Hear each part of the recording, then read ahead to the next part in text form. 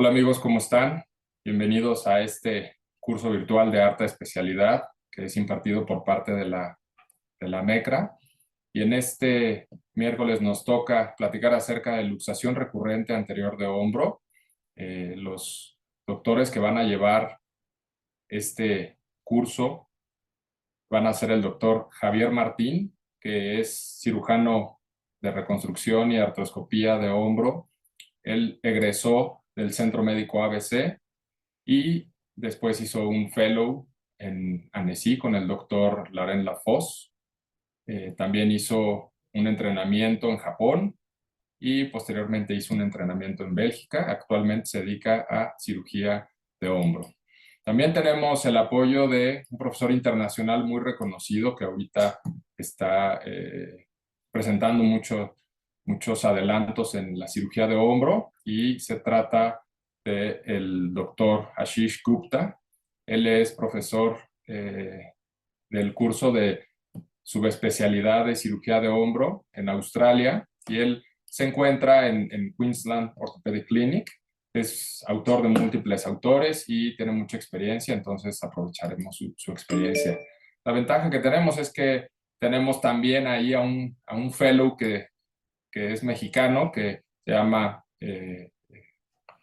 Roberto Parellón. Él hizo la especialidad de ortopedia en el Centro Médico ABC y actualmente se encuentra haciendo el posgrado en cirugía de hombro con el doctor Ashish, y nos va a compartir la discusión de casos.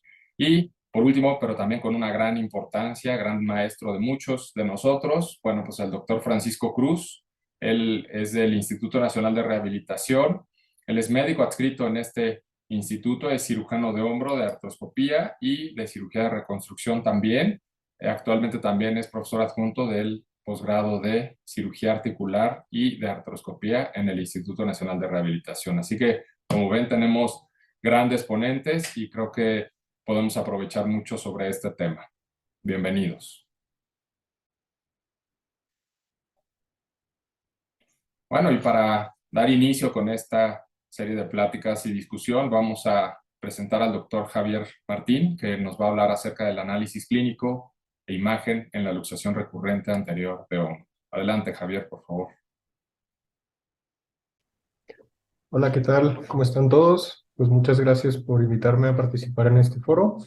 Eh, pues ahora me tocó hablar un poquito de la inestabilidad anterior recurrente, de cómo hacer la clínica y los estudios de imagen. Para empezar a hablar un poquito de la inestabilidad recurrente, pues tenemos que identificar qué factores de riesgo o qué clínicamente nos va a dar el pronóstico de que pueda ser recurrente. Como sabemos, 26% de todos los pacientes con una primera luxación van a tener recurrencia, y hay diferentes factores que nos pueden ayudar o a tratar de predecir un poco quiénes van a ser los más propensos a tenerla. Sabemos que la edad juega un papel importante. Hay muchísimos estudios, metaanálisis, en el que de los 15 a los 20 años llega hasta el 51%, de los 20 a los 30 más o menos el 49%, arriba de los 30 15%, y arriba de los 40, y conforme avanza más la edad va bajando y bajando y bajando. Sabemos que 55% de todos los pacientes que realizan actividades deportivas por arriba de la cabeza van a tener recurrencia, y sobre todo los jugadores de rugby, por ejemplo, pueden tener hasta un 80% de recurrencia debido a la actividad. Entonces es bien importante, o para saber quién nos va a recurrir, saber seleccionar al paciente que vamos a hacer algo, o a quién sí le debemos hacer qué tipo de procedimiento, que eso van a hablar mis compañeros. Sabemos que es mayor en hombres, 32 contra 18%, y que con pérdida ósea puede llegar hasta arriba del 70%. No me meto mucho en detalle de cuánto es la pérdida ósea, pero sabemos que puede subir bastante. Existen varios mediciones clínicas que nos ayudan un poco a predecir quién va a tener recurrencia o qué tipo de tratamiento hacer para evitar esta recurrencia. Entonces, sabemos todos que tenemos el Glenn Track, que lo propuso Ito y Yamamoto, en el que miden el efecto bipolar, miden el defecto de la cabeza, el defecto de la glenoides, y sacan un track o una pista en la que vemos si se va a enganchar o no se va a enganchar el defecto, o sea, si va a volver a luxar o no va a volver a luxar. En lo particular, a mí se me hace un poco pues no complejo, pero nosotros hemos tratado de hacer muchas valoraciones con modelos tridimensionales y hemos visto que tiene un defecto que les voy a platicar un poquito más adelante. Existe el Easy Score o el Easy Score también modificado por Di Giacomo, en el que son simples preguntas que supuestamente arriba de 3 tenemos un índice de recurrencia mucho mayor que si es, abajo de 3 que si es arriba de 3. Luego tenemos la medición de la pérdida ósea, que aquí pues, el método más aceptado pues, es el Perfect Fit Circle, que es un poco variable, sí, pero se ha demostrado que tiene mucha reproductibilidad y que nos puede ayudar como herramienta. Como les dije, todas estas son herramientas para tratar de predecir quién no va a volver a luxar. Como les decía, el problema del glenoid track es que se hace fijo y no cuenta ni la movilidad de la escápula ni la traslación humeral. Nosotros hemos tratado de trabajar un poquito en un modelo en el que le metas una resonancia, una tomografía, sacar como un mapa tridimensional y tratar de hacer todas las posiciones que tiene, sin contar también el tejido blando como el glenoid track, para tratar de predecir un poquito más quién sí va a volver a luxar. Y hasta el momento es bien difícil hacerlo. Entonces, les digo que yo en lo particular no lo uso mucho. Eh, Entre expertos, no se ha podido llegar a como un consenso. Existen varios rangos, sobre todo en la pérdida ósea. Este es el consenso de SLARD, que desde marzo tenemos trabajando en él y no hemos logrado si es menos del 13, si es menos del 5, si es menos del 10. Entonces, todavía aún entre expertos la pérdida ósea está un poquito debatible de cuál es el sweet spot, ese lucky number que nos puede dar quién no va a volver a luxar o qué le tenemos que volver a hacer. Este artículo me gusta mucho, es de unos holandeses, aunque ahorita no los queremos tanto, en el que hicieron un metaanálisis de casi todos los artículos que habían demostrado recurrencia después de un Bankart y vieron quiénes eran los más propensos. Como sabemos, la edad fue uno de los más propensos, menos de 20, menos de 30 con actividad por arriba de la cabeza, si tenían un Hill Sachs, si tenían pérdida ósea, si tenían un ALPSA, si tenían más de una luxación preoperatoria, si tenían más de 6 meses de operarse o tenían más de 6 meses de la luxación y lisis arriba de 3, arriba de 6 si hubiera factores de recurrencia. Y pues para mí es como un poquito más la clave, ¿no? Para saber qué decidir con mis pacientes y hacer una buena elección en el primer tratamiento para evitar la recurrencia. Quiero hablarles un poquito de pacientes. Como les digo, la selección es lo más importante. Este es un masculino de 28 años. Entonces, como ven, la edad pues, cae allí dentro de la zona gris. Es escalador profesional, hace actividad por arriba de la cabeza, tiene una estabilidad de hombro derecho, tuvo una primera luxación a los 22 años escalando, luego una luxación a los 26 años, 4 años después al caerse de una roca, y después ha tenido alrededor de 20 luxaciones. Entonces, si se fijan, tenemos varios factores que nos van a hablar que va a tener una inestabilidad recurrente, entonces tenemos que tomar todos esos red flags para poder saber quién o qué le tenemos que hacer. Tiene arcos de movilidad completos, no tiene dolor para rútulas de manguito rotador o algo que también eso nos puede llevar a una recurrencia. Tiene aprehensión a 0, 90 y 120. Tiene un Galley de 110-90 y un Harry de 170, que estas son pruebas de movilidad para saber si es hiperlaxo o no. Siempre hay que tomar una radiografía simple porque si se fijan, aquí se puede ver un poquito de erosión en el contorno anterior de la glenoides y eso ya nos cuenta un poquito o ya nos va a ayudar un poco a saber si tiene o no una pérdida ósea y esto pues en la tomografía lo podemos medir. Entonces, como un ISIS es escalador profesional, deporte de contacto, hiperlaxo, tiene pérdida del contorno de las glenoides, entonces por ende tiene 2, 3, 4, 5, 6. Entonces, conviene hacerle algo óseo. Si vemos rápido su tomografía, podemos ver justo aquí que tiene una pérdida anterior, tenemos todos los demás cortes, vemos justo aquí la pequeña pérdida que tiene y vemos justo aquí también. Aquí no se alcanza a ver tanto, pero la pérdida que tiene. Si vemos la reconstrucción tridimensional, podemos ver que tiene una gran pérdida aquí. Y si hacemos el Perfect Fit Circle, podemos ver que tiene un 18.2 de pérdida. Entonces, esto ya nos habla a quién va a tener un poco más de inestabilidad recurrente. Posterior a esto, tenemos otro caso, un masculino de 20 años, sano, primera luxación de hombro izquierdo, duró 12 horas luxado, tiene hipostesis del axilar y está en urgencias. Lo alcanzamos a ver en urgencias, vemos que es una luxación anterior pura, lo reducimos y volvemos a ver igual lo mismo. Si se fijan, erosión en el borde anterior de la glenoides, y eso nos va a empezar a hablar un poquito de que puede tener él una pérdida ósea. Si vemos la resonancia, tiene una pérdida ósea, los demás cortes realmente son un poco irrelevantes. Si hacemos el Perfect Fit Circle, tiene alrededor de 12,8% de pérdida. Entonces, hacemos el ISIS, tiene menos de 20 años o tiene 20 años, es hiperlaxo, tiene Hill-Sachs no visible en la radiografía y tiene pérdida del contorno de la glenoides. Entonces tiene 2, 4, 5, 6, 7 de ISIS. Por ende, pues es mejor hacerle un procedimiento de óseo. Entonces, todos este tipo de cosas clínicas nos pueden ir ayudando para así seleccionar preoperatorio mejor a nuestros pacientes y evitar la recurrencia. Muchísimas gracias. Bueno, para continuar acerca del tratamiento de esta inestabilidad de hombro, vamos a pedirle al doctor Ashish Gupta que nos hable acerca del latarjet artroscópico. Bienvenido y muchas gracias. Thank you to everybody in Mexico and for inviting me for the America meeting. I'm really grateful for this opportunity to share my experience here from down under, and hopefully I'll be able to visit Mexico soon with all the friends I've got there. The task given to me was to talk about shoulder instability and where do we stand in 2022, but specifically I'm going to talk about the arthroscopic lattice. A lot of what we do in life gets determined by who we train with and taught with. So, I've had the benefit of having the European and the North American experience and having worked here in Australia. So, I have a bit more moderate view on Bankart versus Lattice. So, we know that shoulder instability is anterior, posterior, and multidirectional. For me, multidirectional instability is often related to poor ligamentous laxity and poor muscle control, and usually weak cuff. And I never usually operate on MDI. I retrain them, I rehab, re educate, and I refuse an operation.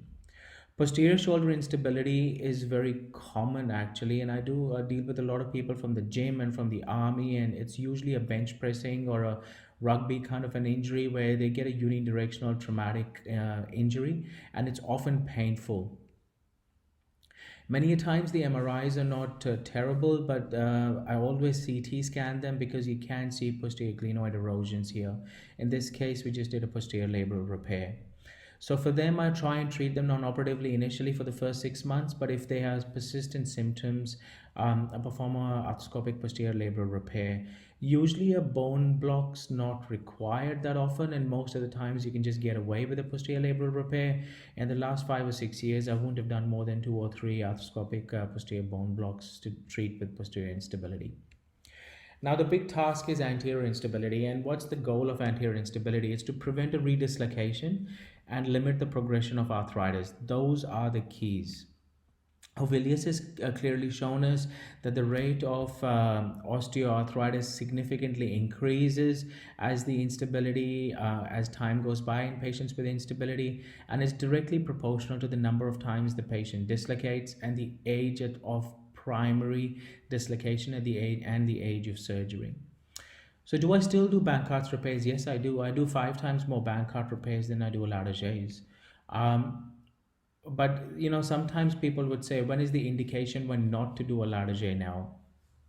And the important bit to understand is that in both these patients, you could have no bone loss. It becomes a really tricky situation when you have a patient with no bone loss, whether you do a Bankart repair or a lattice. And I think there are multiple factors at play in cases where you have no bone loss to decide which way to go. We know that if you've got a contact athlete, you've got a failed Bankart repair, you've got an large engaging Hill-Sachs, generally most of us will do a lattice. But what do we do in a situation like this when there is no bone loss? So I go to some literature which basically does show us that if you're younger, your chance of redislocation is higher. But for me, one of the key things to understand is that if someone's had a failed Bankart done before, then I would do a lattice on them. On the contrary, if they've got any amount of bone loss, um, any amount of glenoid bone loss, and if they've got a large engaging Hill sachs in a young patient, then I would do a ladder J on them. The ISS score, I used to use it. I think it's a good screening score, but I think it's too liberal for a ladder J, so I've stopped using the instability severity index. In my practice, it doesn't really have any role to play. But one of the key things from the score is to look at the fact that if you've got a large Hill sachs or a bone loss. I think Bernajoux view for an X-ray is really important. It's a good screening tool in a simple X-ray, which does show us that if you've got bone loss or not. But one of the key things to look at is a CT scan, and this is the work by Tokish, which shows that intraoperatively we're really not good at measuring this. So Hiro Sugaya has taught us the best fit circle, and that's brought about this whole conversation of what percentage of bone loss is accurate. George Atwal and his group have presented a paper with measuring bone loss with multiple different techniques of looking at AP and the width of the glenoid, and they have a formula which they use, which helps to calculate what the bone loss actually is. I used to use this technique before, but now we've gone away from this, because I really feel that when we do glenoid reconstruction, estimation of glenoid bone loss, we're actually looking at it in a different plane. So we've used this method, which is called the AXA method, which actually quantifies bone loss in a three-dimensional way.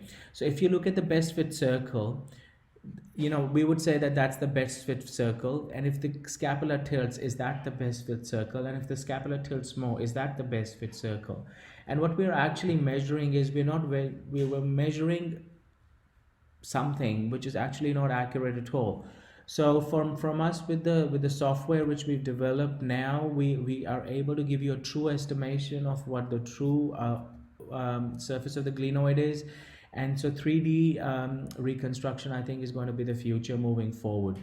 And this method's been published, and we looked at the true bone loss is actually around 8 or 9% compared to the best fit circle, which almost demonstrates 15% of bone loss. So you can see here that a 9% AXA bone loss is almost 14%. So the traditional ways of measuring bone loss, we're really overestimating it. I'm not going to talk much about humeral bone loss, but basically if there is a small Hill sachs with some kind of a glenoid bone loss, then I would do a ladder J.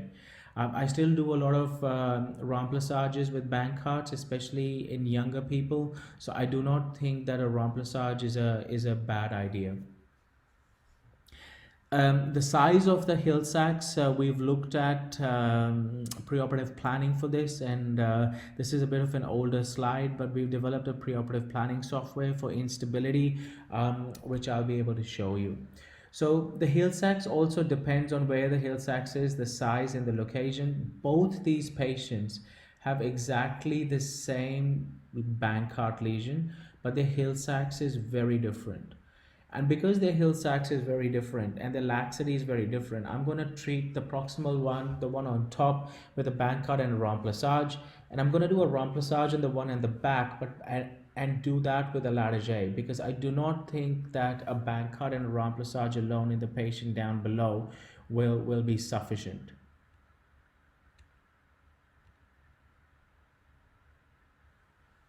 Dr. Itoi showed us that the 21% is the critical value in terms of a combined defect, but I find that a bit hard to know. But we all know that if you've got an engaging Hill sachs, the patient will always have a redislocation. Recurrence after an arthroscopic Bankart, usually patients will dislocate after 2 years.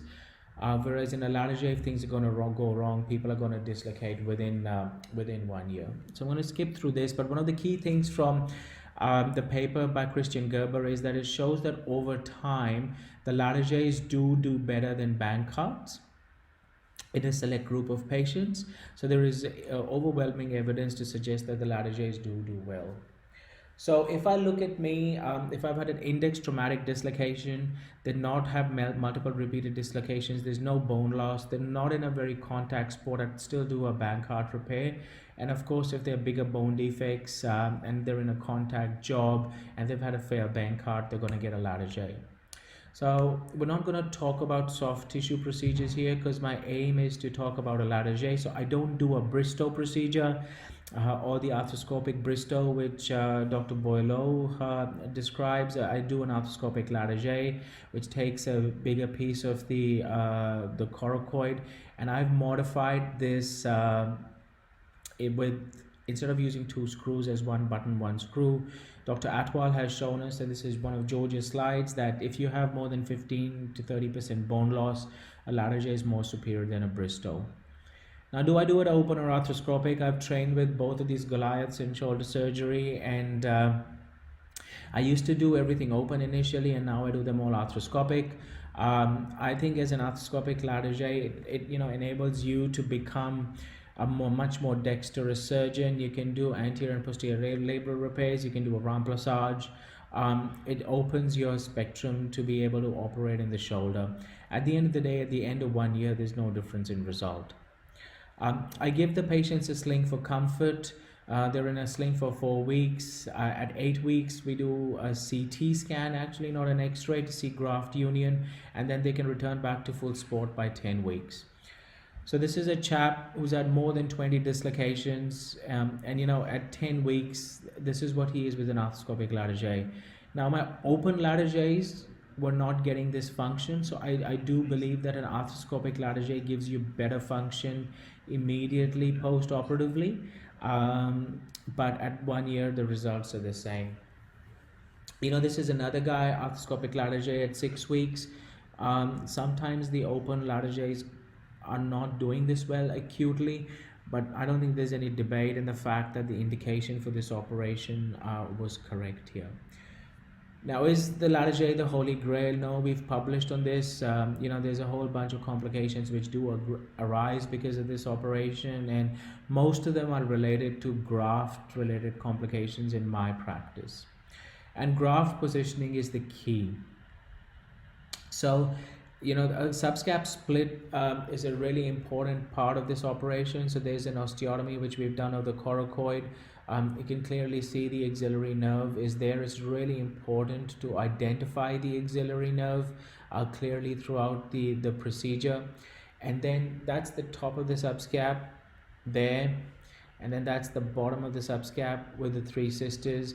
And depending on the ligamentous laxity of the patient, I decide whether I do a 1/3, 2/3 split or I do a 50-50 split.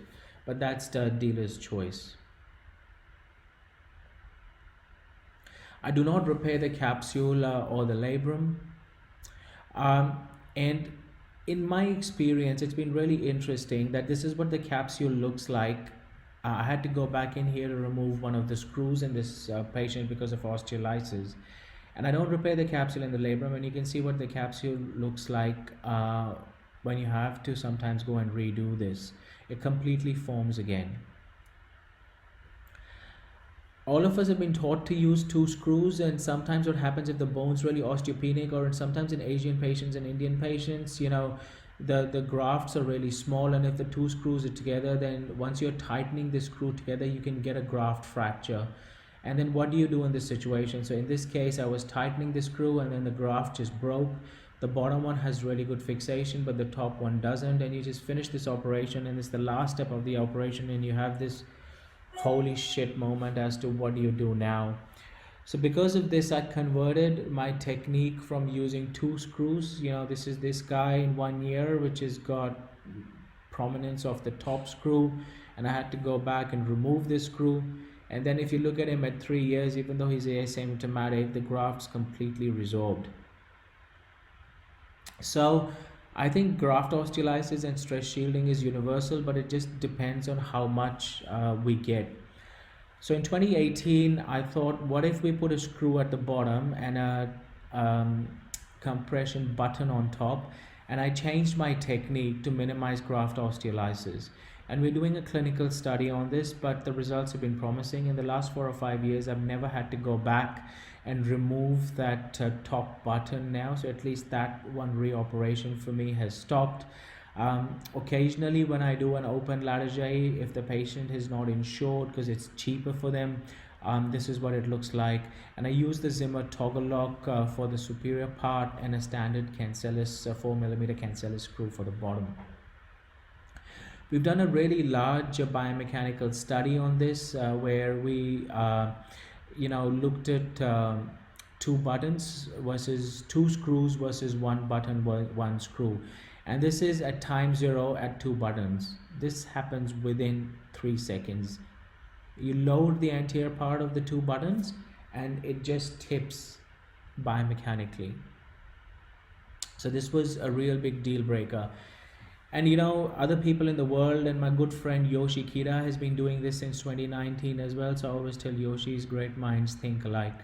So this was the study. We conducted a whole bunch of latarjets. We looked at CT scans of cadavers. We looked at their suitability. We built 3D models for them.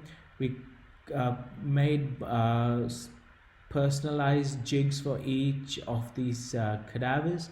Then we conducted 20% bone defects in all of these patients. We potted the scapula were cut. We did a PSI latarjet on all of these patients and put the screw and the button in all of the patients. The buttons were systematically tightened to 100 newtons in every single case, and then we biomechanically loaded them to failure. And what did we look at? We looked at load to failure of these latarjets, and we looked at displacements at 4 points of the latarjet compared to the glenoid. What we found from this is that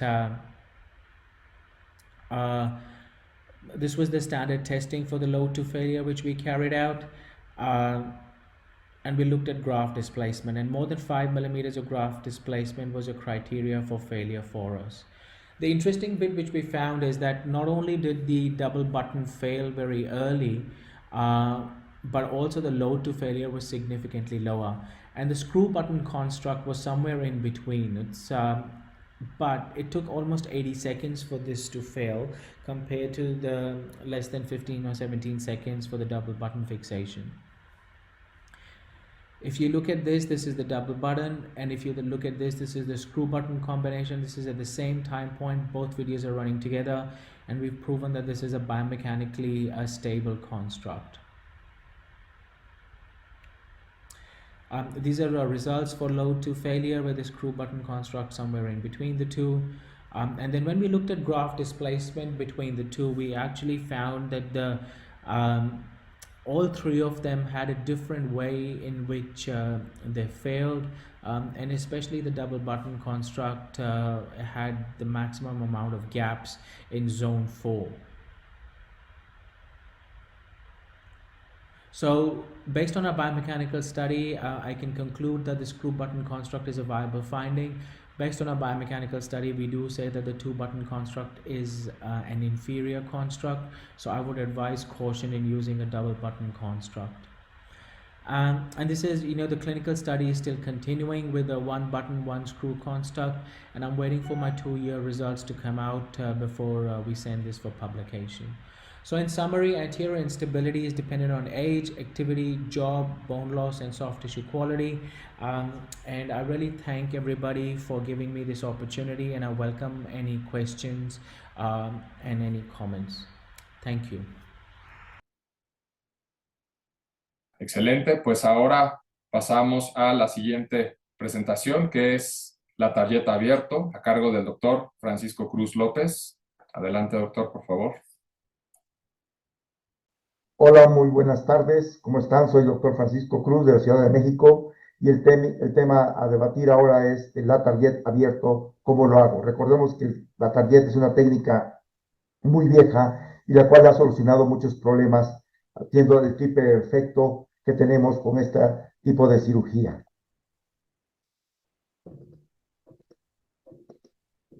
¿Cómo evalúo yo la patología de la inestabilidad? Nosotros en el instituto estamos utilizando el AVER-CT, para evaluar esto, y es lo que colocamos al paciente, y tenemos esta imagen tan bonita que podemos ver cuando nos reproducen la bola de golf en todos los libros, la cabeza sostenida por la glenoides. Y esta técnica nos ayuda a evaluar defectos óseos, tanto glenoideos como a nivel de la cabeza humeral. Es muy importante saber la superficie de rodamiento. Si vemos, esta es una posición en riesgo, indirectamente estamos evaluando la cápsula, los ligamentos, pero sobre todo la cantidad que nos queda de cabeza para evitar la luxación. Y podemos utilizar este método igual con la técnica del doctor Giacomo, en el cual podemos ver el intervalo de Hill-Sachs, el bone bridge y todo esto para saber si está dentro de pista o fuera de pista. Esto es muy importante, la evaluación preoperatoria para nuestros pacientes que vamos o que está indicado hacer el taller abierto. ¿Qué tanto material necesitamos? Bueno, realmente el instrumental que necesitamos para esta técnica quirúrgica es muy poco. El tip o el truco está en la posición del paciente. Nunca lo pongan en silla de playa, más o menos una inclinación de 40 grados, poniendo un bulto en la parte posterior para que les aviente la escápula y puedan exponer un poquito mejor la coracoides. Otro tip importante, no hacer un abordaje axilar, sino directamente sobre la coracoides, más o menos una incisión de 5 a 6 centímetros. ¿Qué ventaja tiene hacerlo esto? Pues cuando nosotros retiramos el tendón conjunto, que estoy aquí con mi retractor, nos queda inmediatamente la área miotendinosa del subescapular, lo que nos dará acceso hacia la glenoides. Por eso el abordaje debe ser bastante medial sobre la coracoides para poder exponer esa parte. Nuestro abordaje es superior en la parte de la clavícula. Podemos ver cómo incidimos sobre la coracoides aproximadamente 5 a 6 centímetros. Vamos despegando el campo, liberando progresivamente. Podemos usar unos separadores de Gelpi y podemos exponerla inmediatamente en intervalo. Nos queda la coracoides inmediatamente sobre la parte superior y el tendón conjunto. Aquí el truco es saber cómo vamos a manejar para poder exponer las diferentes estructuras. Entonces, si nosotros realizamos abducción y rotación externa, expondremos el ligamento coracoacromial y lo podemos liberar. Posteriormente hacemos rotación interna ya de D y expondremos el pectoral menor a través de esta pequeña incisión y podemos liberarlo. Muy importante recordar que cuando ya liberamos el pectoral menor, nos queda una pequeña grasita en la parte inferior y la cual podemos meter nuestro dedo y podemos ver el gancho de la coracoides. Es muy importante medir cuánto vamos a sacar de nuestra coracoides. Generalmente yo saco entre 2 y 2.5 centímetros y podemos utilizar esta regla para poder realizarlo. Yo pongo una marca en la punta de la coracoides para saber dónde inicia mi coracoides y de ahí poner mi medición. Posteriormente utilizamos nuestra sierra angulada, que puede ser a 90 grados, podemos tenerla de la casa comercial o podemos utilizar la que tengamos nosotros o hayamos doblado para poder hacer el corte en la coracoides. Recordemos que el corte tiene que ser de medial a lateral para evitar complicaciones, porque en la parte medial tenemos estructuras óseas importantes. Posteriormente colocamos un clavillo. Generalmente yo como utilizo un solo tornillo, perforo en este sitio y ya tengo la medición. Recordemos decorticar muy bien para evitar los problemas de que no consolide. Tenemos que decorticar tanto la parte glenoidea como nuestro injerto. Posteriormente ya en ese orificio que hicimos, usamos una sutura, la cual nos permitirá esconder nuestras coracoides y cuando nosotros la necesitemos la vamos a rescatar sin ningún contratiempo.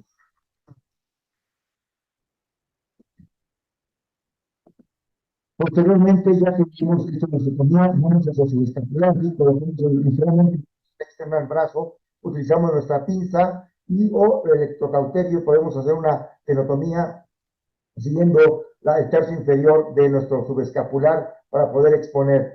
Ayudados con los separadores de Gelpi y el separador automático, podemos ir abriendo y disecando perfectamente bien lo que es la parte subescapular y posteriormente lo que tenemos exponer la cápsula articular, la cual liberaremos también y podremos hacer una aplicatura. Muy importante tener el separador en la parte medial, en el apoyo de en la glenoides y nuestro fukuda para separar la cabeza y exponer mejor nuestra área. Ahí podemos hacer un poquito de retracción y podemos exponer la área donde vamos a colocar nuestro injerto. No se nos olvide de corticar, porque eso es muy importante para que nosotros podamos tener un buen, ¿cómo se llama?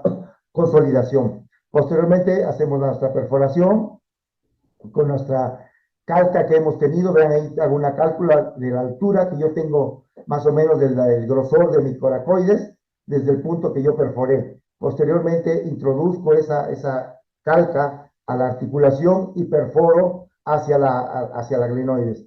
Puedo poner 1 o 2 tornillos, generalmente ya estoy poniendo solo un solo tornillo, como se ilustra aquí. Vean a partir de esa pequeña incisión cómo podemos colocar nuestra coracoides, darle una muy buena altura, puesto que ya metimos una calca en nuestra glenoides.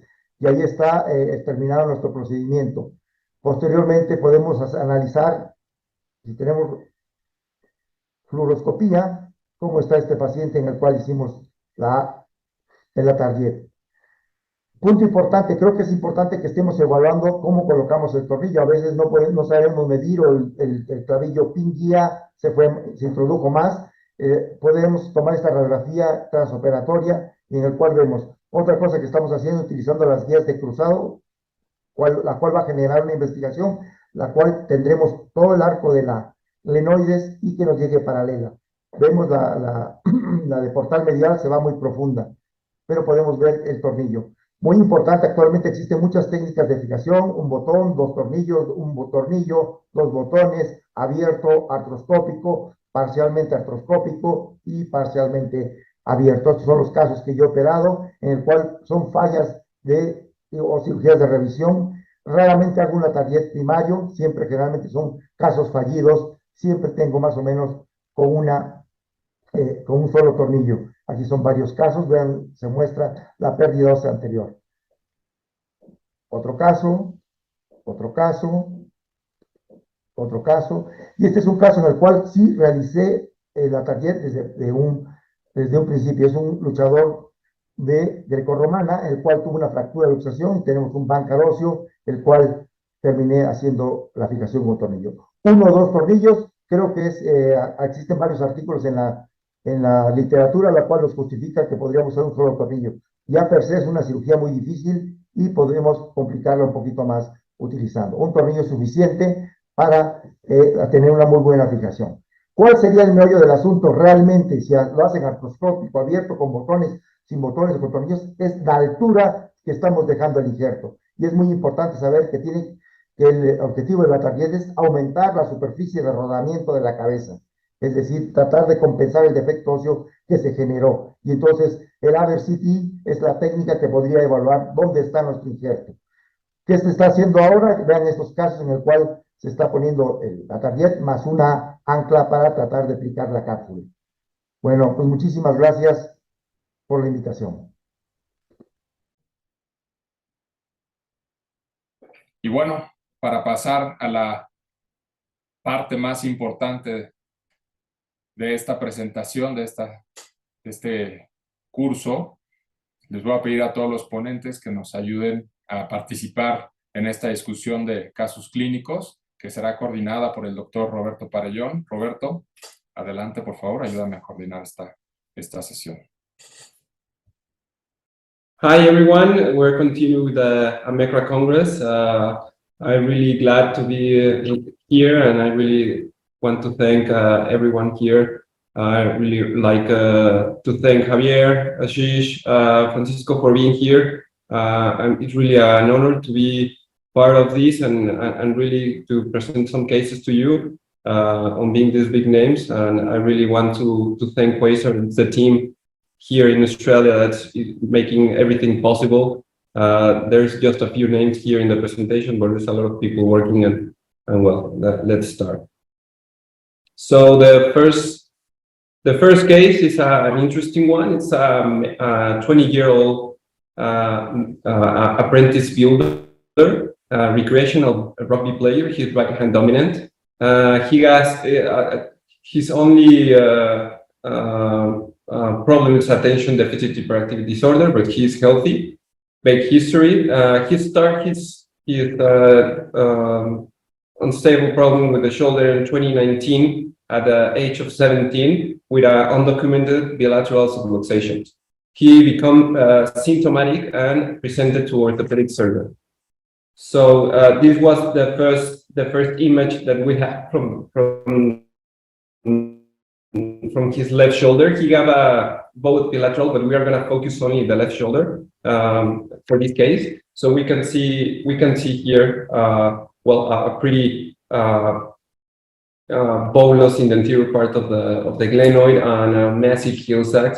So well, he got in 2020 he got a fixation of the bony bankard and a posterior superior lateral repair, debridement of the condyle flap and a microfracture. So it was the first surgery that he was treated. He was not treated here. It was 2 years ago. And after that, he got a multiple ortho consults, second opinions between that year span. And he presented to us March on this year with a persistent bilateral instability, affecting the activities of the daily living and unstable to play any type of sports. So he feels the shoulder pops out when sleeping right now. So his right shoulder is painful, and he needs codeine and paracetamol, and the left it's mild discomfort. This is a clinical exam. We can see that he got a pretty good range of motions in terms of forward flexion, external rotation, internal rotation, but he got a pretty high gait, and he got good pulse, but he's grossly apprehended. And we can see that he's more painful in the right one than the left one, and the ACE score is pretty bad. It's worse in the right one than the left one, as well as the constant is pretty similar. So this is March 2020 on the left shoulder. This is the X-rays. And this is the CT scan where, well, we can see this is 3 years after the bony bankard procedure and the soft tissue with the microfractures and all that. And we see that he got these episodes of dislocation, and we can see that massive heel sacs and that bony loss in the anterior part of the bankard. So I would love to start with Javier. What do you arm face?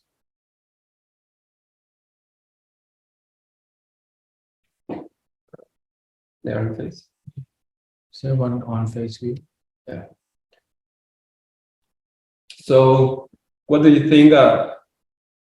What you're thinking on this patient? What's your approach to him on a 2-year post-op with a pregnancy and DCT scan? But he never luxated after this surgery, no? He did, Javier. He had consistent instability, like dislocated over 50 times or 70 times. Okay.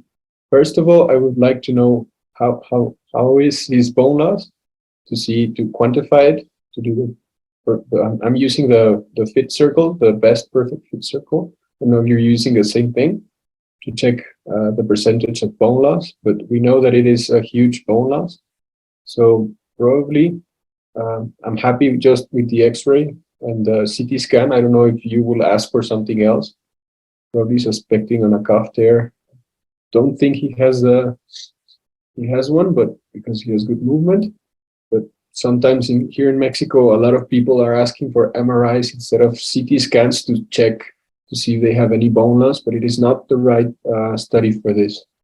I don't know if you think the same.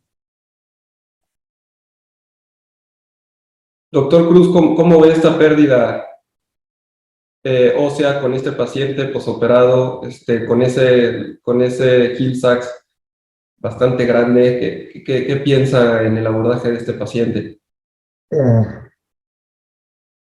It's a big bone loss, bipolar lesions. The heel sac is bigger.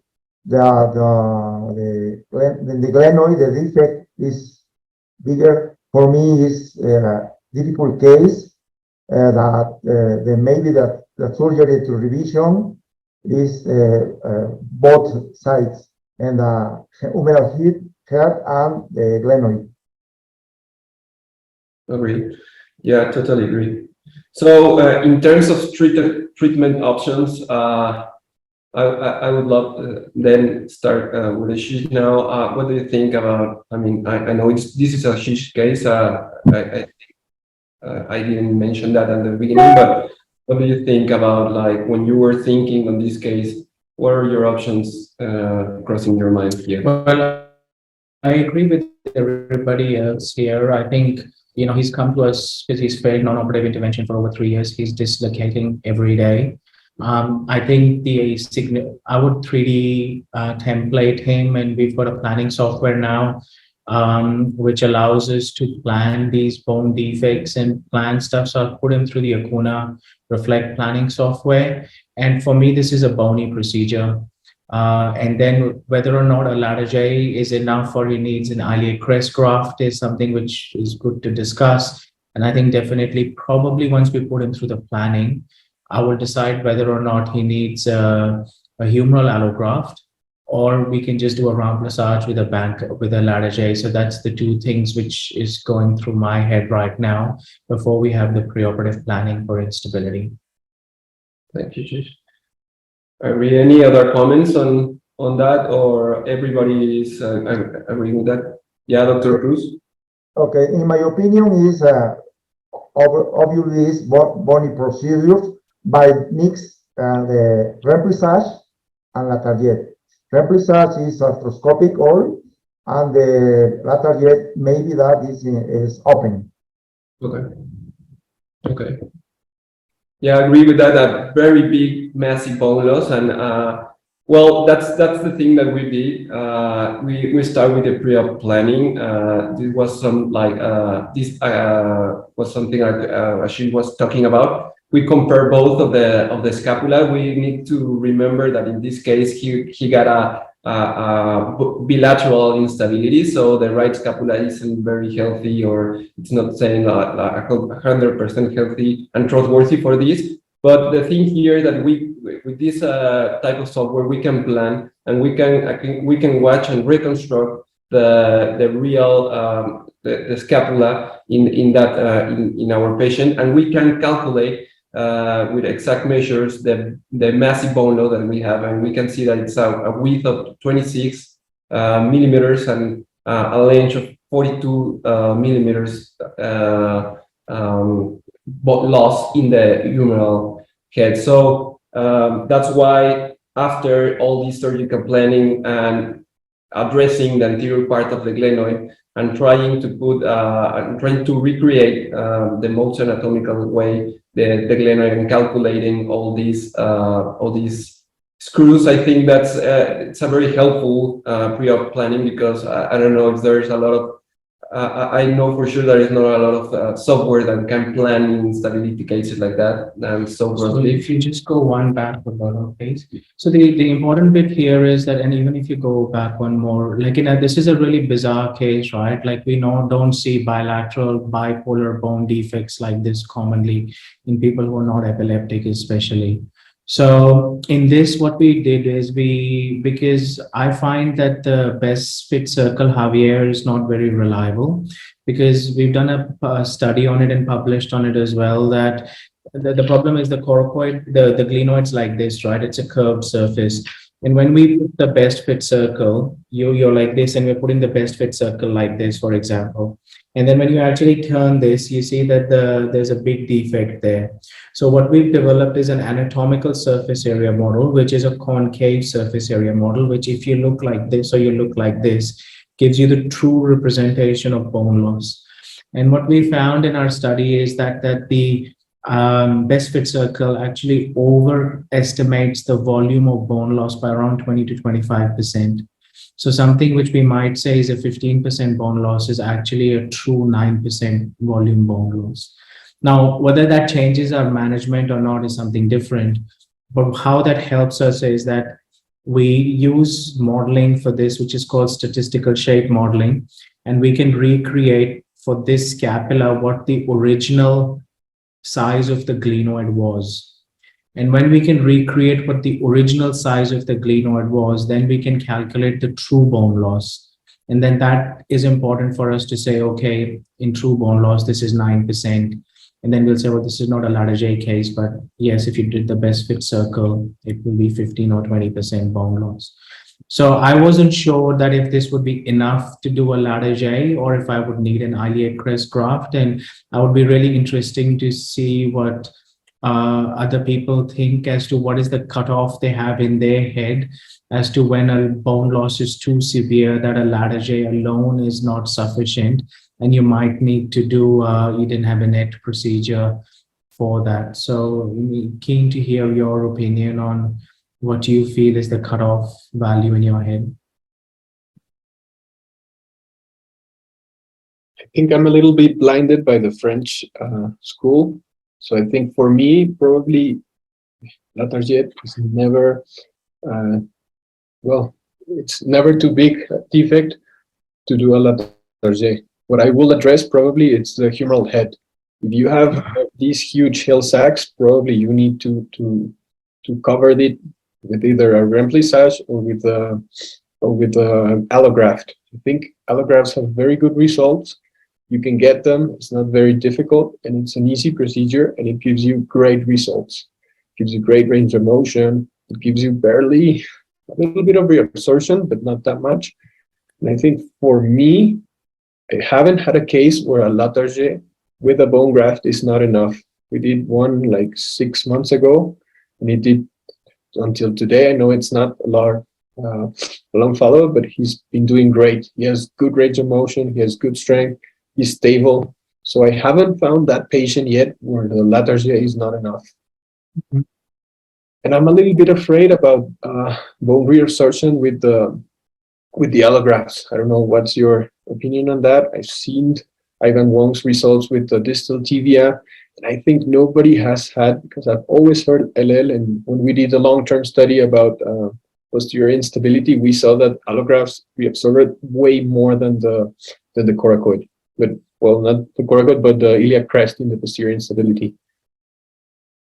For me, the arch congruent is a good idea, but is sufficient? Maybe that no. Maybe that do you need allograft? Yes, it's good. But the problem is the access in Mexico, in the bank, tissue bank, not is possible. Then another is the iliac crest bone block. It's a good idea. It's planing to in 3D. Do you see a big cover in this case? Another appointment is to the. Do you reset this defect and the bone remnants in this case? For me, maybe that yes, no. I use this for the support for my new graft. Yeah, no, I think Roberto has a video to show you what I did here, but it was just in the way to put the graft properly. So for me, in my head, if someone has more than 30% bone loss by the best fit circle, then I don't think a ladder J alone is enough for that.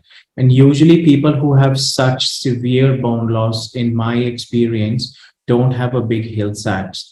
They actually have a very shallow hill sacks because the majority of the force has gone to the glenoid, and they've had a glenoid fracture anteriorly, and that fragment's resolved, and that gives them that big hip bone loss.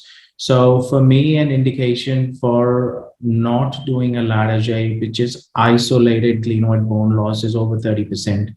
I don't think a ladder J alone in that does it. And in those cases, I do an iliac crest for them. If we look at the humerus here, I think that there's no, at least with the glenoid, we've got some bit of consensus as to 15%, 20%, 30%, what we're going to do in humerus. There is no consensus as to what point we do a hill sacks and what point we do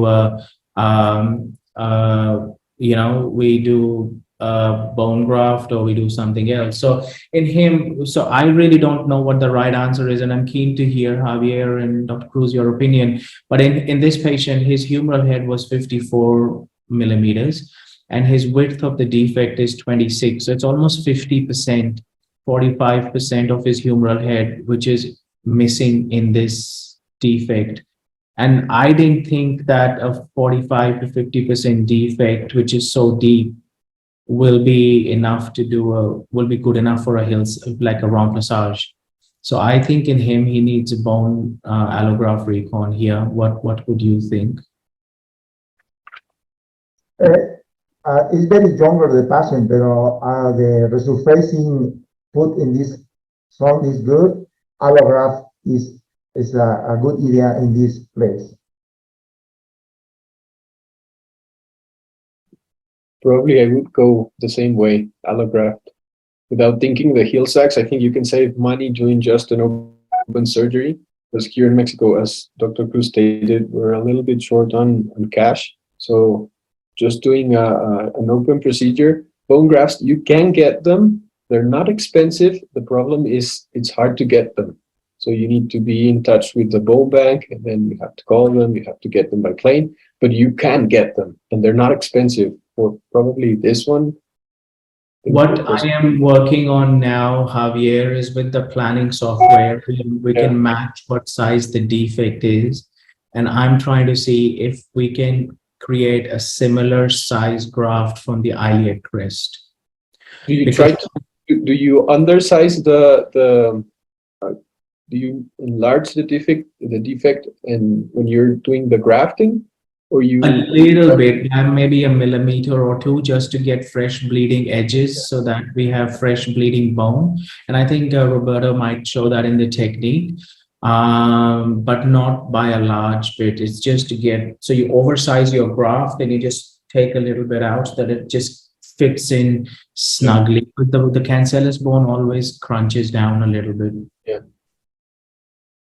Okay, I'll let Roberto to keep going. Yeah, thank you. Yeah, it was a great discussion. I think we all agree that with this massive heel size, we should put an allograft, and that's the planning for the surgery. It was this October. I think Javier, you were presenting the task. It was a live surgery, the live surgery patient. It was a less humeral head allograft with 2 screws.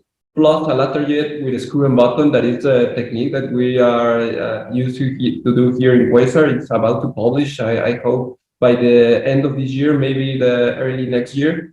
And with a LTO osteotomy and a subscap double row repair after this with 2 screws. So these are the post-op CTs. We can see here the humeral allograft, how beautiful Sitley and how congruent is with the 2 screws, and we can see the lateral J as well in the anterior part of the glenoid. So this is a graph. We can see how beautifully it builds to the head, and then these are the screws that we are repairing because for the approach we decide to do an LT osteotomy, so we can dislocate the head and we can work on the posterior part. I hope by first day of December we can have all these surgeries live, so we can see this approaching in Acunamed, and it's gonna be free for everybody. So we can see actually the real surgery. But well, yeah, this is a lateral jet with a button and a screw, and we can see here the humeral allograft that it's now restated with the LT already fixed.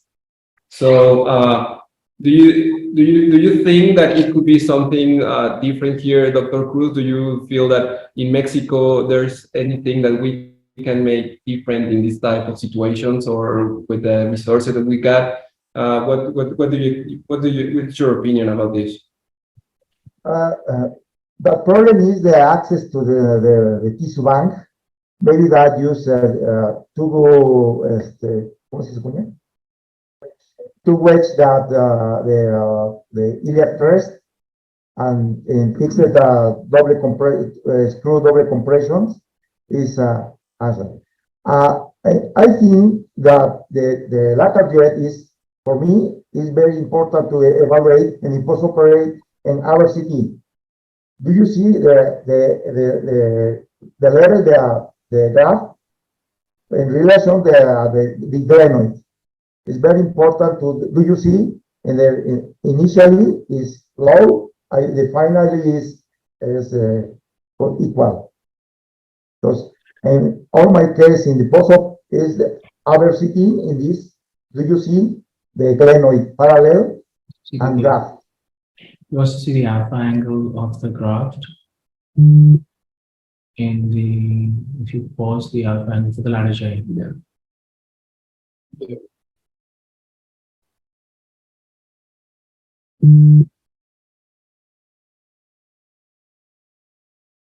So that's the button there of the ladder J, and that's my alpha angle. I don't think it's perfect, but I don't think it's terrible, all things considered. And, you know, Dr. Cruz, you asked me that question about that bone which the graft could sit on. I had to resect a fair bit of that bone because it was such a big defect that I could not seat my ladder J satisfactorily. So, you know, I thought I got quite a congruent surface there. I've always struggled. If we look in the Y view now, what are the next one there? We can just play that and just stop there. If you just pause it and then you just pause it and then you can, I always find it really hard, even arthroscopic and open, as to how high or low it needs to be. In my hands, the alpha angle is not something which is a big problem for me. But the bigger problem for me, as you rightly said, is positioning that graft up and down as to how far up and down it needs to go. Now, I did this live in front of everybody, and you could see the defect in front of everyone, and I thought I got it low enough. But even in here, it looks a little higher, especially when the bone defect is so significant. So I think in retrospect, I could have got the ladder J a bit lower, but what we can't see in here is the conjoint tendon, which is sitting below that screw. So I think that makes us a bit, errs us to go a bit higher because we see the conjoint tendon and the bone at the tip of the coracoid, which we can't see. And we see that sitting at the bottom of the glenoid. So I still think that part of the tendon the sling is at the bottom of the glenoid. But in my hands, I think I always end up. And the other problem is when I put them too low, then my bottom screw air swings sometimes because the glenoid's like a T, right? So then your screw just goes through here rather than going through there. So I don't know. So we're looking at mixed reality and guidance with mixed reality to do the ladder J's. And that's something which we're working on in Acuna, so that you could do the ladder J positioning with mixed reality and guidance so that you can really titrate you can do all the preoperative planning. You have all your screw lengths, and then you can use MR to guide where your graft needs to go and how it needs to be positioned. And I think that will be the future. Sorry, you were saying something, Dr. Cruz? You had a case where you thought it was too low? So, yeah, say that again, Javier. You had a case where you think that that sometimes that you cannot even tight the lower screw because it's. I don't think I couldn't tight it. I think in retrospect, I've done them. And when you look at the CT scan, the bite on the lower screw wasn't that good. Mm-hmm. And when you look at the CT scan, the lower screw's air swung. And I can tell you that in those patients post-op at 1 year, they haven't done as well, or like there is something with the graft which hasn't gone great, because I'm not using 2 screws for a while now. I've been using button on top to reduce the osteolysis and screw at the bottom. So I don't think we cannot put it low enough. We can. It's just the screw doesn't. Then you don't get your alpha angle right. If you want to go parallel, then the screw air swings. So the way to avoid that is then do this to your screw. And then when you use the MyTech kit, if you're using that, I use it. It forces you to go parallel, right? So you can't swing the bottom screw in a convergent fashion. So I think the other way to do it would be to not use the guide, swing the proximal screw more up like that. But then you don't have a concentric. I don't think there's any winners personally, but anyway. Okay, now I am to develop the research that use the ACL guide, the portal medial. Do you use this very longer for the support the glenoid? Is more parallel for the glenoid. It's a new idea for the use for a bit the incongruence the screw. Here the level the graph referring on the glenoid. Okay, that's a good idea. Okay. Do we have time for another case, or are we out of time? Have time. Okay. Well, I'm going to go a little bit quickly in this second case. Thank you for the discussion. It was great. This case was, it's a 28-year-old male right-handed computer engineer and recreational football player inside a court. So in March 2021, he got his first traumatic dislocation of the left shoulder playing futsal, close reduction of the anesthesia, and numbness and paresthesia in axillary nerve territory. 1 month after this, he started with he continued with the numbness and paresthesia. So it was a MG applied on him, and we can found a severe left axillary nerve. So the first approach on this, it was a conservative management and close follow-up for the axillary nerve palsy. These are the X-rays after the reduction. Okay, so 18 months later, he came back with the resolution of the axillary nerve palsy, 3 more episodes of dislocation, doing snowboard, futsal again, and the last one in the bed with a groin movement when he was trying to sleep. Not painful, but grossly apprehensive, only the left shoulder, and his expectations were to continue to play recreational sports. So I just have a question for everyone here, because I don't have an answer for this, that if someone comes to you with an axillary nerve palsy and they're a first-time dislocator, say 2 options. One, there is no glenoid bone loss, and the other option is they have glenoid bone loss. What do? Do you wait for the palsy to recover before you operate on both of these cases, or do you treat them differently? Actually, if you have bone loss and you're planning to operate them, the MG that you did, you saw that you had reinnervation, how to say, the motor units of reinnervation. So that means that the nerve is coming back. So probably that would be my go-to to see if I have to operate on him early. See if you have reassured reinnervation potentials. So that means that the nerve is coming back. So probably I would wait and see on 3 months to have a partial recovery, and then I will perform the surgery. But I don't think if you have a good electrophysiologist that can reassure you that you have reinnervation potentials, I think it will do great. So it is not a contraindication for me. And if it doesn't work, you can do a SAMSAC, you can do a radial to axillary nerve. So during the same surgery that we have done that, and it works great. Okay. I need a way to recover the nerve. It's very important for the axillary, for the innervation of the deltoid. It's very important to recover the axillary nerve. Okay. Yeah, I agree. So Go to, because I saw that you waited, but how long did it took for the axillary nerve to recover with this patient? I think he recovered, Javier, in like 4 to 6 months, somewhere around 6 months he had recovered. He's actually a physiotherapist. He's one of the mates of my physiotherapist. So he just had one index traumatic dislocation and axillary nerve was not doing very well. So, I told him, go let this recover and come back. And he's a physio, so he just rehabbed himself and he didn't come back till he really dislocated quite a few times again.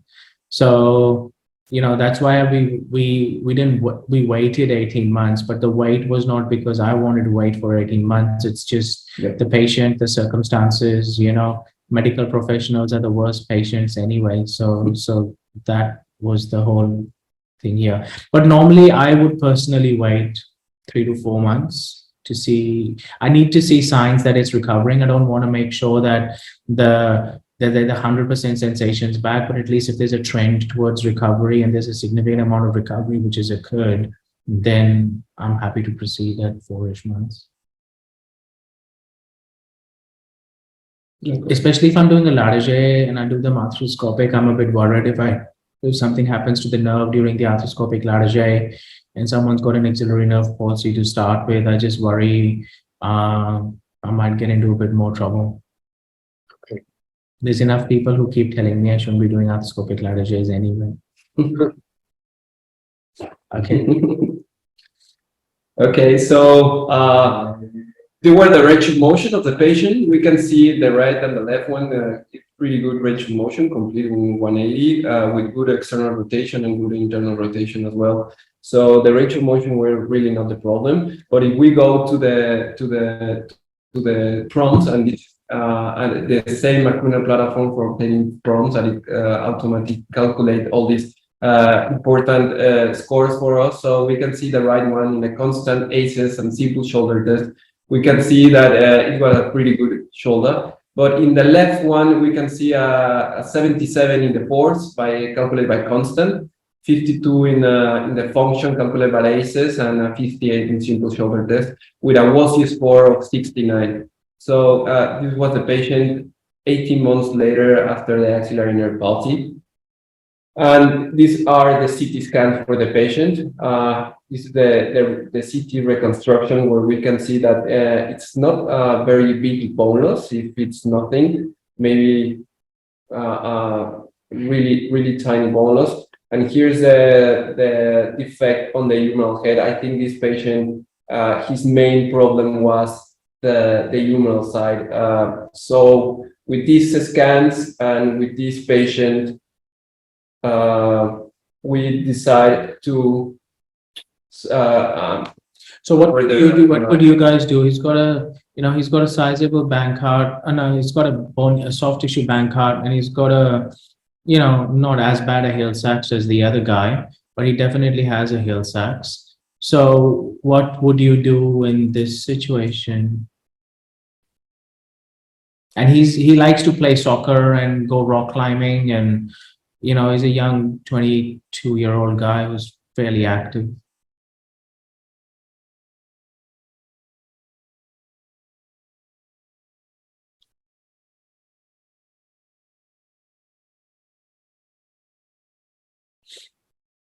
I would go with soft tissue. I would do a Bankart repair, and after the Bankart repair, I would check to see if the Hill-Sachs is engaging, to see if he needs something else. But if not, I would just do a Bankart. Okay. What are your thoughts about? What do you take here, Dr. Hills, in terms of no bone loss, but with this big Hill-Sachs in a 23-year-old patient with this history?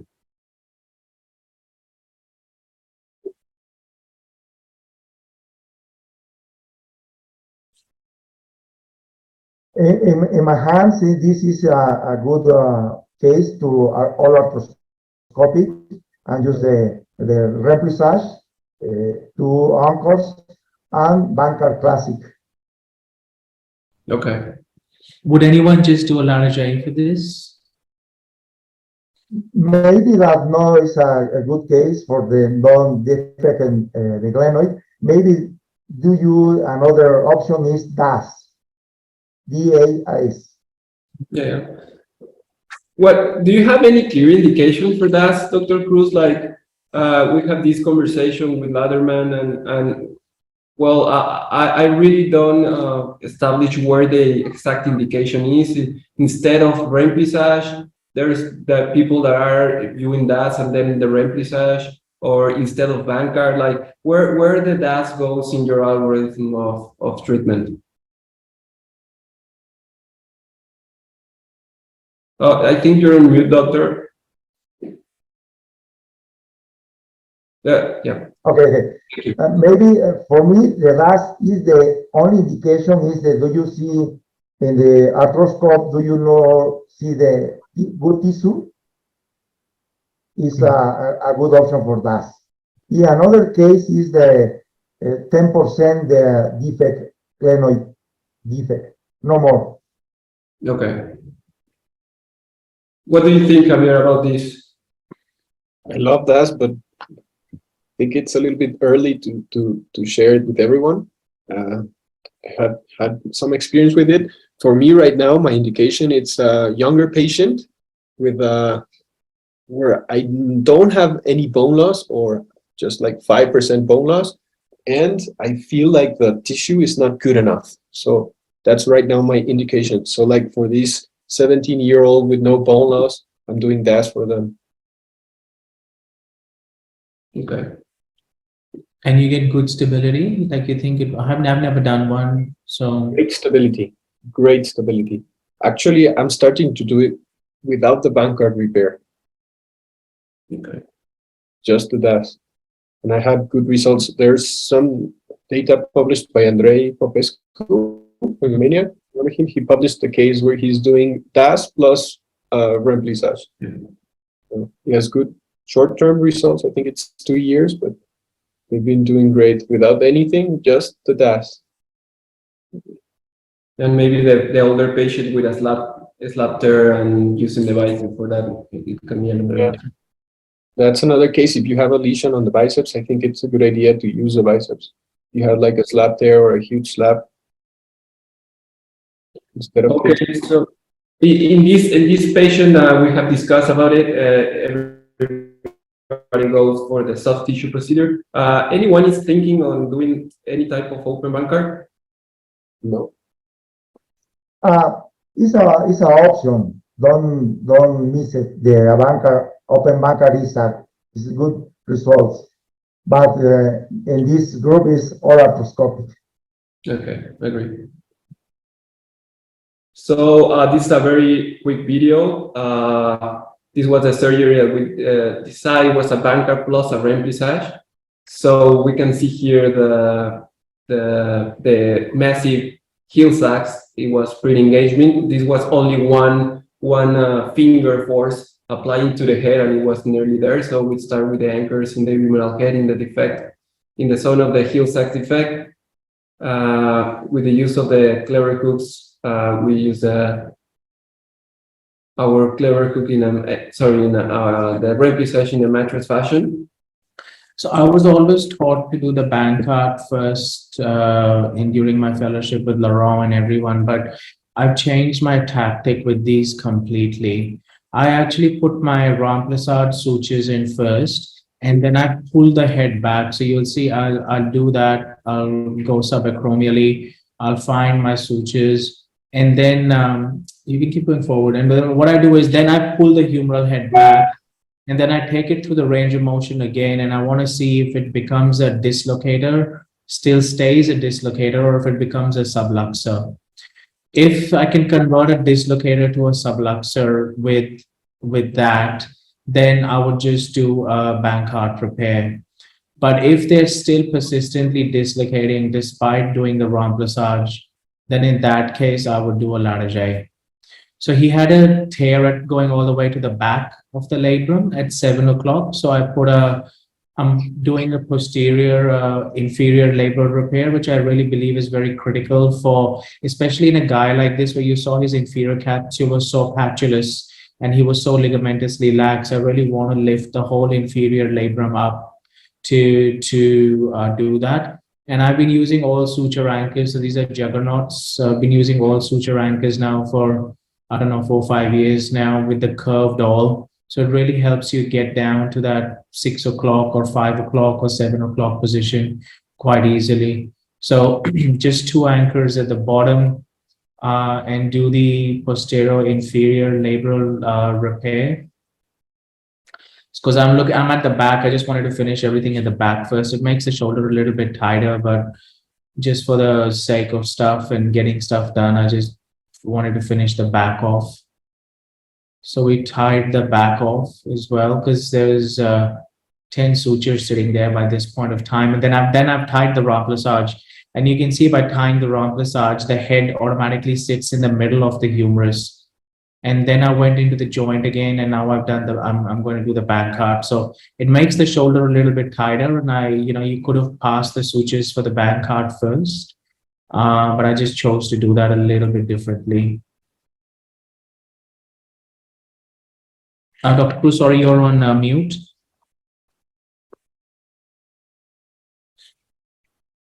Do you not consider the stiff shoulder is very hard to posterior? No, so what I do is that if you saw when I did the labrum, I posteriorly, I only repair the labrum. I don't repair the capsule. I actually release the capsule so they don't have an internal rotation contraction.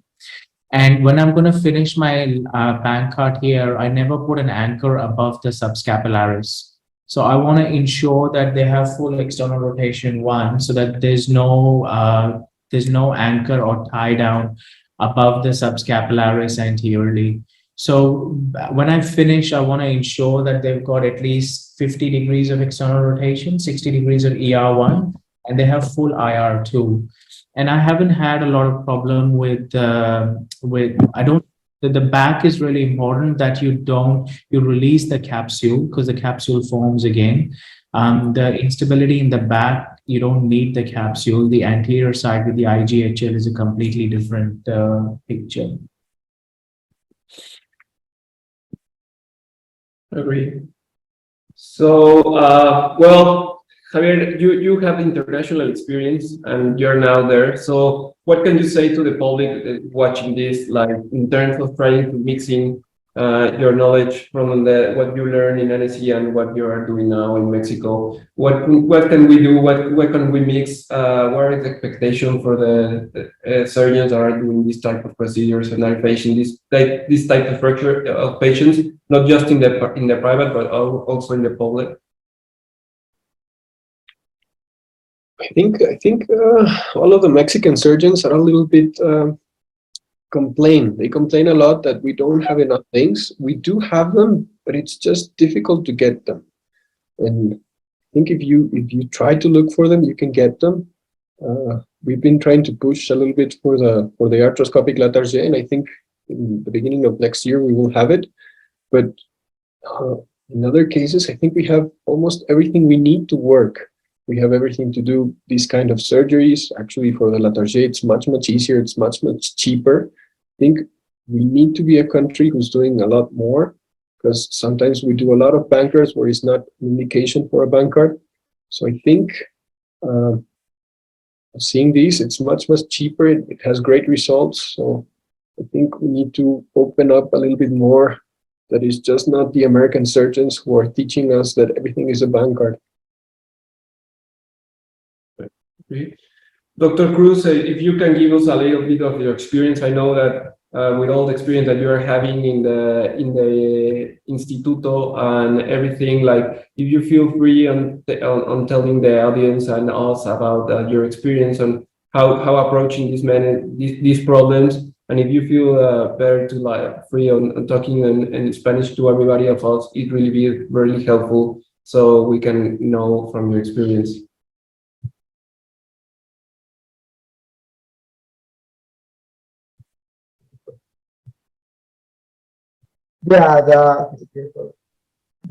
Okay, en el instituto afortunadamente, digo, tuvimos épocas de oro y ahorita ha cambiado un poquito la política, pero tenemos todo para hacerlo por vía artroscópica, tenemos todo el instrumental. Ahorita actualmente estamos trabajando con la casa Artrex, que nos lleva todo, no tenemos ahorita ningún problema técnico de instrumental o de material. Lo que sí es que es muy importante hacer una muy buena planeación para pedir el material exacto, o sea, no te van a dar más. Si se te cae un ancla, eso sí va a ser un problema. En privado no hay problema. Y con respecto a la tarjeta artroscópico, yo creo que es una cirugía que está bien. Yo he hecho muchos cursos, lo he hecho artroscópico, pero es importante que entendamos que los muchachos que empiezan no se emocionen por querer hacerlo artroscópico. Cuesta trabajo, es una curva larga. Actualmente la caja de SmithNet yo creo que ayuda y simplifica un poco más el hacerlo artroscópico, pero sí deben entrar en 2 cirujanos expertos para poderlo realizar bien y con un buen tiempo quirúrgico. 2 horas máximo. Pero ¿qué opina de que es más fácil hacer un latarjet y más barato en el contexto mexicano que hacerle bancard a todos?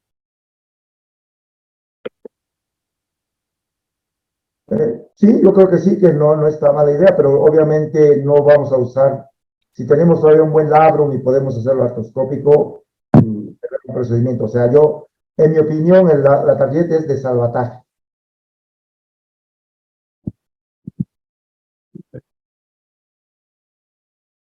Well, thank you very much to everybody here. It was really a nice experience and an honor to be here with all these names. Thank you, Dr. Cruz. I've been watching your work since I was a resident. Thank you, Javier, for everything. And obviously, thank you, Ashish, for being my 2 biggest mentors in my shoulder life. So yeah, I think it's a quite common topic, and I think that these cases could illustrate that it's not about an algorithm, it's about the patient, and we can individualize all this. And I hope maybe we can have this planning software and prompt system near Mexico, so we can have it in Instituto, and we can have it in private and public, so we can manage our research and our patients in a better way. Yeah, just a final note, the whole reason to develop this here is because I wanted to develop something which works for every company. It works for the patient. Currently, what happens is the planning softwares are linked to one company and one device manufacturer, and as surgeons, we don't have the choice. And I wanted to develop something which gives surgeons the choice back so that we can do what's right for our patient, because there is no best fit solution for one device which works on everybody. And the aim with this was to mix the planning with the PROMs and PREM scores of the patient and the intraoperative findings of the patient, so that then we have the preoperative scores of the patient, we have the intraoperative evaluation of the patient, and then we have the postoperative scores. So then we can really start discussing that for this defect, this is what I did and this is the outcome, rather than just saying, DAS works for everything, or Latarjet works for everything, or Bankart just works for everything. So that we can just start having these conversations that if there's no glenoid bone loss and there's just a Hill-Sachs, and we did this is what works. Or if there was glenoid bone loss and a Hill-Sachs and I just did a Bankart, that didn't work. So I think the conversation has gone on for far too long, where we just do blanket statements that Bankart works or Latarjet works or DAS works and this and that. But I think the future is really individualizing for this patient, for this problem, what is the best solution. And that is not possible unless we have tools which collect this data for each individual surgeon, for each individual institute, for each individual country, which can show us that this is what works in this subgroup of patients. So I'm very excited. Hopefully next year we'll be able to come to Mexico and show you all the technology, and hopefully more people will jump on this journey, which has taken me at least 6 years to develop, so that at the end of the day we can provide these bespoke solutions to the patient. Thank you. Thank you, Thank Carlos. you. Ciao. Bye. Bueno, amigos, pues muchas gracias por esta sesión de presentaciones y por esta sesión de casos clínicos. Creo que nos ayudó mucho para nuestra práctica clínica. Y bueno, pues quiero agradecerle a los ponentes por su disposición para grabar estas presentaciones y para compartir todos sus conocimientos. Y bueno, cualquier duda o cualquier comentario que quieran hacernos llegar, tenemos el chat. Entonces, si nos ayudan a escribir sus preguntas y escribir su correo, y cada uno de los profesores les responderá personalmente sus dudas. Muchas gracias por asistir a este curso, y espero contar con ustedes para los siguientes cursos. Tendremos temas de interés para todos ustedes, y a nombre de la MECRA les agradecemos su participación y apoyo en todas estas sesiones. Muchas gracias.